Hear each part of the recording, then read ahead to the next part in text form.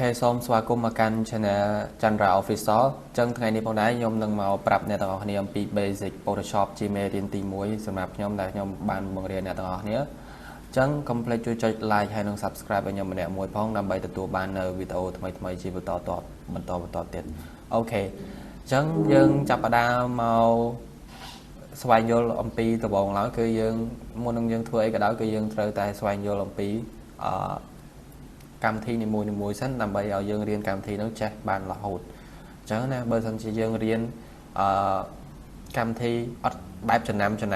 ចឹងពេលដែលយើងកាន់នៅ Photoshop រយៈពេលតែ3ខែឬក៏1ខែអីគឺយើងភ្លេចអស់លេងមកតែបើសិនជាយើងរៀនបែបយល់បែបចេះពេលដែលយើងកាន់ Photoshop 1ខែឬក៏3ខែក៏យើងអាចចេះបានដែរអញ្ចឹងខ្ញុំ recommend ឲ្យអ្នកទាំងអស់គ្នារៀនបែបយល់គឺរៀនម្ដងបន្តិចបានហើយកុំរៀនម្ដងវែងពេកហើយបើសិនជាយើងអ្នករៀនដំបូងណាបើសិនជាយើងរៀនអ្នករៀនគេរៀនចេះ tool អស់ហើយយើងរៀនវែងអត់អីទេរៀនទៅតែបើយើងរៀន basic យើងត្រូវតែរៀនពីដើមមកអញ្ចឹង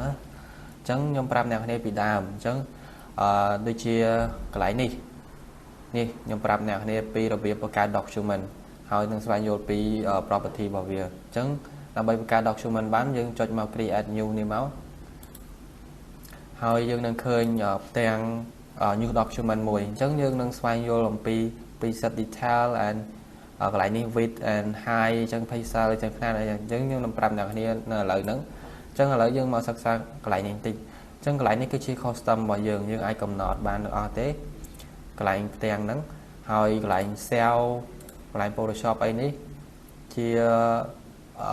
ផ្ទាំង background ដែលគេកំណត់ឲ្យស្រាប់គ្រាន់តែយើងចុច create ទៅគឺវាបាន background ថ្មីតែម្ដងអញ្ចឹងយើងមានស្រាប់នៅនេះហើយអានេះគឺ print អានេះ add illustrator អញ្ចឹងទៅចឹងអាហ្នឹងគឺសុទ្ធតែគេបង្កើតស្រាប់ឲ្យទេអញ្ចឹងបើសិនជាយើងចង់កំណត់ខ្លួនឯងយើងចូលមក reset នេះមកហើយយក custom ហើយ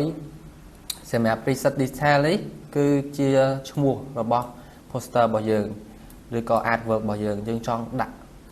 ឈ្មោះឲ្យគេឈ្មោះឧទាហរណ៍ខ្ញុំចង់ដាក់ថាposter អញ្ចឹងខ្ញុំដូរបាននេះនិយាយទៅឈ្មោះយើងដូចយើងដឹងស្រាប់ហើយយើងចង់ដាក់អីក៏បានដែរឈ្មោះចង់ដាក់លេខ1 2 3អីក៏បានដែរអូខេអញ្ចឹងកន្លែងនេះគឺ width នេះគឺបណ្ដោយគឺបកប្រែជាខ្មែរគឺថាបណ្ដោយអញ្ចឹងយើងស្គាល់ឲ្យបណ្ដោយបើសិនជាយើងអត់ចេះគិតខ្នាតជា pixel ទេយើងអាចយកបើយើងចាស់គិតជាអ៊ីងយើងយកជាអ៊ីងសង់ទីម៉ែត្រយកសង់ទីម៉ែត្រអានេះគឺជាខ្នាតសង់ទីម៉ែត្រមីលីម៉ែត្រ point pks អីនេះយើងអាចយកបានយើងចេះមួយណាប្រើមួយនឹងយើងកុំខ្វល់ច្រើនពេកអញ្ចឹងណាអញ្ចឹងជាទូទៅ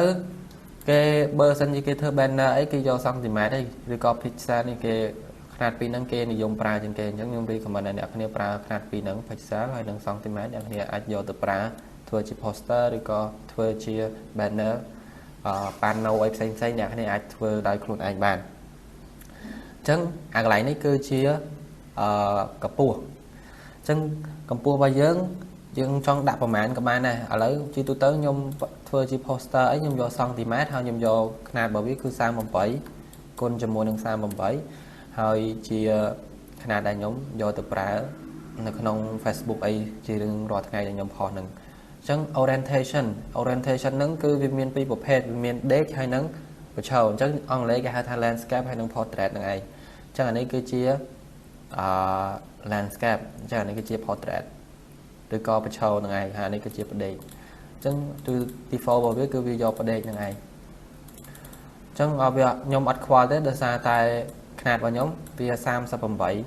អញ្ចឹងទូខ្ញុំដាក់ផ្ដេកនៅប្រឈរក៏វានៅតែដែរអូខេអញ្ចឹងកន្លែងនេះគឺ artboard អញ្ចឹង artboard ហ្នឹងគឺពេលដែលយើងគ្រីសវានឹងមាន artboard មួយចាំខ្ញុំនឹងបញ្យល់អ្នកគ្នានៅពេលក្រោយអានេះខ្លាចអ្នកគ្នាពេលខ្ញុំបញ្យល់ទៅអ្នកគ្នាអត់យល់ទេអញ្ចឹងអាកន្លែងនេះគឺ resolution ហ្នឹងគឺបានន័យថាលេខកាន់តែខ្ពស់គឺរូបភាពរបស់យើងកាន់តែច្បាស់តែមេក៏វាកាន់តែធំតាមនឹងដែរកន្លែងហ្នឹងយើងដាក់500ក៏បាន1000ក៏បាននិយាយទៅកាលណាយើងដាក់កាន់តែធំម៉ាស៊ីនយើងកាន់តែតឹងណាអញ្ចឹងយើង design ក៏វាអត់សូវ smooth ដែរអញ្ចឹងយើងជាទូទៅគឺគេ recommend ឲ្យយើងប្រើតែ300ទេ resolution ដែលខ្ពស់បំផុតណាអញ្ចឹងបើសិនជាយើងធ្វើកិច្ចការងារគ្រាន់តែរៀន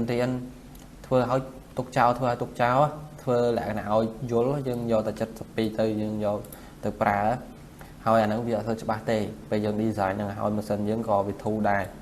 តែបើយើងយក300គឺបានន័យថាយើងធ្វើបែបលក្ខណៈច្បាស់ហើយយកទៅផុសអីចឹងទៅអាហ្នឹងយើងធ្វើបែបហ្នឹងអានេះគឺអត់អីទេគឺជាຂະຫນាតpixel របស់វាទេអត់អីទេអញ្ចឹងអា color mode នេះគឺវាមានច្រើនវាមាន bitmap វាមាន gray scale អញ្ចឹងគឺជាទៅគឺខ្ញុំប្រើតែពីរនេះទេ RGB ហើយនិង CMYK អញ្ចឹងអ្នកគ្នាត្រូវយល់ពីហ្នឹងមក RGB ហើយនិង CMYK ហ្នឹងគឺគេប្រើខុសគ្នាអញ្ចឹង RGB នេះគេប្រើសម្រាប់ផុស Facebook TikTok YouTube អីហ្នឹងInstagram អីហ្នឹងគេយកទៅផុសអាប្រភេទហ្នឹងRGB ណាតែបើ CMYK color នេះគេយកទៅផុសនៅគេអត់យកផុសទេ sorry គេយកទៅ print ធ្វើជា banner ឬក៏អ្នកគ្នាឃើញ banner អីនៅតាមហាងណាអញ្ចឹងគេយក CMYK ហ្នឹងហើយដូចជាគេ banner គេលក់កាទៀវលក់អីអញ្ចឹងណាហើយគេមានរូបចានមានអក្សរមានរូបកាទៀវអីរបស់គេផ្សេងៗអាហ្នឹងគេយក color CMYK ដើម្បីយកទៅ print ហើយវាចេញមកស្អាតហើយ resolution បើសិនជាយើងយក CMYK យកទៅ print ណាគេ recommend ឲ្យអ្នកគ្នាយកទៅ72ទេគេអត់ឲ្យយកខ្ពស់ពេកទេកាលណាយើងយកខ្ពស់ពេកវាធ្វើឲ្យរូបហ្នឹងវាច្បាស់ខ្លាចទៅជាបែក color ខ្ទេចហ្មងអញ្ចឹងគេអត់ឲ្យយកច្បាស់ទេគេយកតែ72ទេអញ្ចឹងបើសិនជាអ្នកគ្នាចង់យកទៅ print គេយក72ណាអញ្ចឹង RGB ជាទូទៅគេយក RGB ហើយបើសិនជាយើងយកទៅផុសនៅ Facebook អីហ្នឹងអញ្ចឹងអាកន្លែងនេះគឺ background content ហ្នឹងបើសិនជាយើងយកពណ៌ប្លែកគឺវាប្លែកហើយអញ្ចឹងបើសិនជាវាមានច្រើនអញ្ចឹងមាន background color នេះគឺវាអត់មានអីទេហើយ transparent នេះបានន័យថាអត់មាន background ទេអញ្ចឹងពេលដែលយើងបង្កើតទៅ background អត់មានទាំងអស់អញ្ចឹងយើងសម្រាប់ transparent ហ្នឹងគឺយើងប្រើសម្រាប់ធ្វើជារូប PNG ហ្នឹងអញ្ចឹងបើសិនយើងចង់បានរូប PNG យើងយក transparent ហ្នឹងទៅហើយចុច save ទៅអូខេហើយ custom នេះគឺយើងសម្រាប់កំណត់ពណ៌ខ្លួនឯងយើងចង់បានពណ៌អីគេអញ្ចឹងណាចុចមកគឺបានពណ៌ហ្នឹងឯងអូខេឥឡូវជាទូទៅគេយកពណ៌ white ឯងគេអាចយកពណ៌ black ទេវាបាក់មើលពេកអញ្ចឹងយើងអានេះយើងមិនបាច់ខ្វល់វាទេវាអត់មានអីទេអានេះអញ្ចឹងយើងចុច create មកហើយពេលនោះវានឹងបង្កើតផ្ទាំងថ្មីមួយនេះអញ្ចឹងអាហ្នឹងគឺមិញ background អានេះ background អញ្ចឹងយើងមិញខ្ញុំយកពណ៌ white ទៅអញ្ចឹងយកពណ៌ white គឺអាហ្នឹងឯងគឺជា background white អញ្ចឹងបើសិនជាខ្ញុំយកពណ៌ black វិញនេះ black អញ្ចឹងវានឹងចេញ black ឲ្យឃើញអត់តែអា transparency មិញអ្នកគ្នាដឹងទៅអត់អញ្ចឹងខ្ញុំប្រាប់អ្នកគ្នា transparency នេះគឺពេលដែលយើងចុចទៅគឺបានន័យថានេះឃើញអត់វាមានពណ៌ខ្មៅពណ៌សពណ៌វាមានច្រើនអាហ្នឹងបានន័យថាវាអត់មាន background ទេពេលដែលយើងដាក់រូបភាពទៅគឺ background របស់យើងកើតមានទេអញ្ចឹងបើយើងដាក់រូបអីចូលនៅក្នុងហ្នឹងគឺបានន័យថាមានតែរូបរបស់យើងទេអញ្ចឹងណាអញ្ចឹងពេលដែលអ្នកគ្នាអនុវត្តលំហាត់មកអ្នកគ្នាយល់អញ្ចឹងខ្ញុំគ្រាន់តែប្រាប់ឲ្យអ្នកគ្នាស្គាល់ពីទ្រឹស្ដីនេះតិចសិនឲ្យអ្នកយើងយល់ពីកន្លែងហ្នឹងទាំងអស់គ្នាអញ្ចឹងអាកន្លែង add board នេះខ្ញុំនឹងបញ្ចូលកន្លែង add board ឲ្យអ្នកគ្នាអញ្ចឹង add board ពេលដែលយើងគ្រីសមកឃើញយើងមាន add board កន្លែងនេះមួយអត់ហើយកន្លែងនេះក៏មាន add board ដែរនេះឃើញទេអញ្ចឹងគឺមាន add board កន្លែងហ្នឹងអញ្ចឹង add board ហ្នឹងបើសិនជាយើងចង់ធ្វើ poster ច្រើននៅពេលតែមួយអញ្ចឹងយើងអាច copy add board ហ្នឹងបានចាំមើលខ្ញុំ control C control V ក៏បានវានឹងបាន add board ថ្មីមួយអាហ្នឹងគេហៅ add board ហើយអ្នកគ្នាអញ្ចឹងណាអញ្ចឹងបើសិនជាអ្នកគ្នាចង់ copy បែបនេះក៏បានដែរនេះយើងចុច right click មកឬក៏ម៉ៅស្ដាំយើងនឹងឃើញពាក្យថា add board tool មួយអញ្ចឹងយើងចុចលើវាមកហើយនឹងឃើញសញ្ញាបូកកន្លែងនេះអញ្ចឹងយើងចុច add board កន្លែងនេះមកវាបាន add board ថ្មីនៅជាប់គ្នាមួយណាអញ្ចឹងឧទាហរណ៍ថាយើងចង់ធ្វើ poster 4ក្នុងពេលតែមួយអញ្ចឹងយើងបាច់ចាំចំណាយពេលច្រើនទេយើងធ្វើនៅក្នុង add board មួយនៅក្នុងហ្នឹងហ្មងអញ្ចឹងណាអ យើងចង់ធ្វើអាតបតនៅក្នុងអាតបតទី1នេះធ្វើក្នុងនឹងហើយមកធ្វើក្នុងនេះមកធ្វើក្នុងនេះធ្វើក្នុងនេះអញ្ចឹងគឺក្នុងពេលតែមួយយើងធ្វើអាចធ្វើបាន4 poster អញ្ចឹងធ្វើឲ្យការងារយើងកាន់តែលឿនអញ្ចឹងអូខេអញ្ចឹងអ្នកគ្នាបានយល់អំពីnew document ហើយចេះបង្កើតអីអស់ហើយចេះ sell ចេះបង្កើតចេះអីអស់ណាអញ្ចឹងមេរៀនក្រោយខ្ញុំនឹងប្រាប់អ្នកទាំងគ្នាពីរបៀប sell នៅក្នុង Photoshop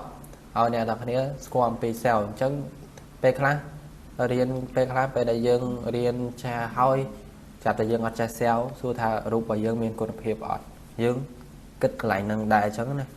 អញ្ចឹងកន្លែងហ្នឹងសុទ្ធតែសំខាន់ដែរអញ្ចឹងបើសិនជាអ្នកចង់រៀនបន្តទៀតក៏កុំភ្លេចជួយចុច like ហើយនិង subscribe ខ្ញុំអ្នកមួយផងអូខេសូមអរគុណសូមជម្រាបលា